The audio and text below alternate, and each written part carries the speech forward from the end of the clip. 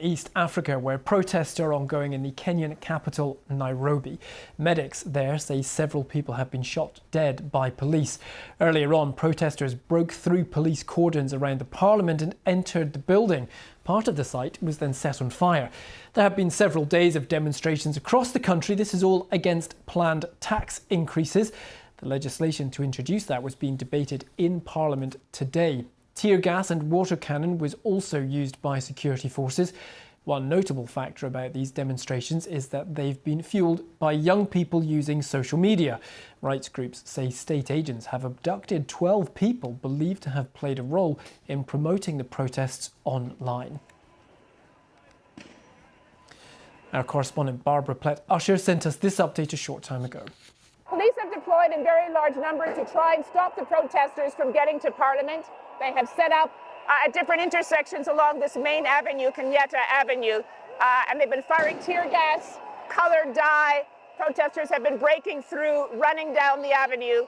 So it's been very chaotic and fluid from fairly early in the morning. This is, of course, a protest against the proposed taxes that government is trying to pass, something that the government wants to do to pay for its enormous deficit. Something that this generation, Gen Z, have completely protested against. They organized on social media, took the government by surprise, and have been carrying out these demonstrations. Because of these demonstrations, the government has watered down the bill, but that's not enough for these protesters. They're demanding it be scrapped entirely. They're also talking about accountability, about corruption, and how their tax dollars are spent.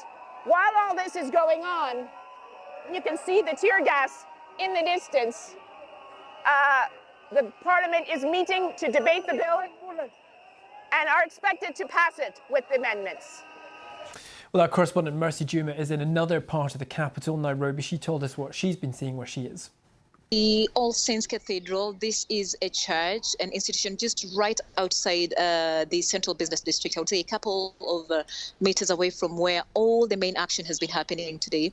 And I am here because for the better part of the day, there has been a group of medical practitioners who had pitched camp here, and they've been receiving dozens of people who've been injured from the protests. I've seen a couple of people with gunshot wounds and others with other, injuries from the protests. That's what they've been doing here. A couple of people also sheltered here, but about 30 minutes ago, the General Service Unit police officers entered this place and asked everybody to leave, and the medical staff evacuated as well. So no facility here at the moment, and all injured persons are now being taken to the Kenyatta National Referral Hospital. But right outside is a major road leading to the CBD as well. Still a couple of people on the streets, but not as busy as it was probably an hour ago, because again, people have been, tear gas has been lobbed on the protesters, and they've retreated away from the business districts. Mercy, can you give us a sense of what kind of area of Nairobi these protests cover? Are they very much focused on the Parliament and the CBD, or have they sprawled over the entire city? So I have been out here since about 9 a.m. and literally all the major streets of the central business district have been covered by protesters. I've covered many protests before, but I've never seen as many protesters as I saw today. There were thousands of them on the streets, and not just near Parliament buildings, but even away. So they started from really far away, and they kept advancing towards Parliament. They kept breaking the barrier that the police had put, pushing the security forces towards Parliament until they managed to get into the Parliament buildings. So they started from really outside the town and moved into town. And just a reminder that this is not happening in Nairobi, even in other major towns in the country, including the president's own backyard, Eldoret town. The same has been witnessed today, people on the streets.